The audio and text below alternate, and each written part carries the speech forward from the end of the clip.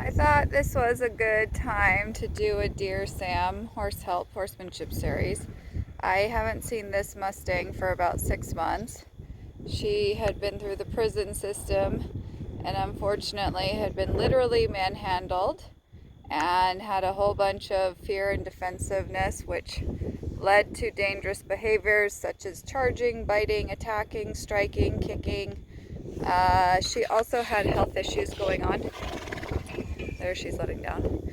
And today was an incredibly windy day here in the desert, and lots of distraction, lots of chaos, lots of things moving, noises, sounds, stimulus, which, horses can learn to get used to, but as the emotions increase, then their tolerance for the chaos winds up decreasing. And a lot of times people will wind up saying, well, I'm gonna not go out today because the conditions aren't good. And for most pleasure riders, that may be an option, but what we forget is if we wound up raising our standard to where the way in which we interacted with the horse, our life was depending on it, I think a lot of human-horse relationships would have a very different quality to them, because the things in which the human asked of the horse, they would seek quality, not just task accomplishment.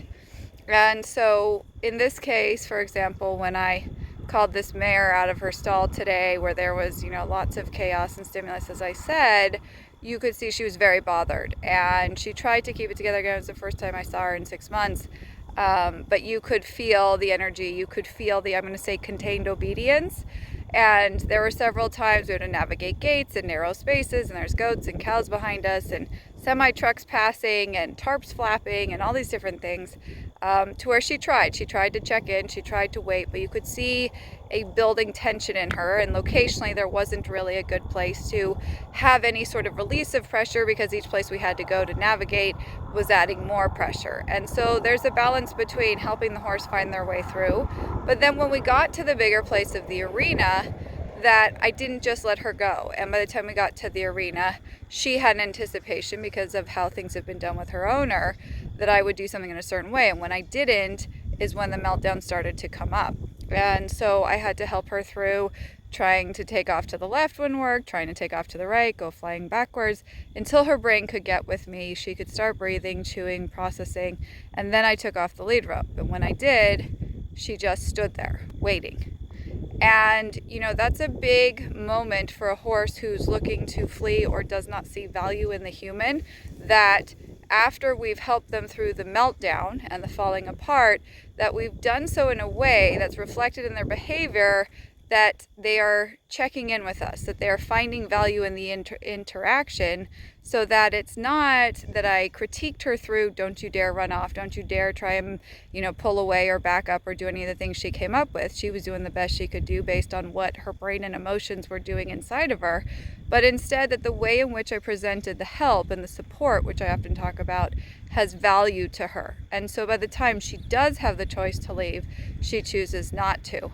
And this is a big thing that I think people miss, because we often in that case would say, it doesn't make me feel good when my horse is feeling this amped up or this, nervous or unsure or insecure inside. And so in order to make me feel better, let me just hurry up and take the lead rope off.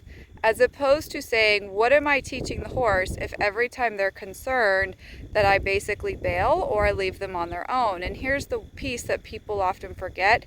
If the horse was confident and okay in who she was, mentally, emotionally, being present, physically being soft, she could handle the chaos of a day like today. But she wasn't. The flailing about was her seeking a safe place. She couldn't find it. And so if we say, well, I'm just going to quickly let her go because it doesn't make me good, we are also teaching the horse that every time they are insecure or perhaps fearful or unsure, that we leave them on their own. And as a herd animal, this is probably the worst possible thing that we could do for them, in the sense if we're trying to build this equine partnership that so many people want with their horses. So the next time you get to an uncomfortable or potentially uncomfortable situation, it doesn't have to be escalated to peak stress levels, but you might consider what it is that you are probably unintentionally teaching the horse when you are prioritizing how the situation makes you feel versus recognizing all the different ways that your horse is asking for help. Thank you for joining me. I'll see you next time.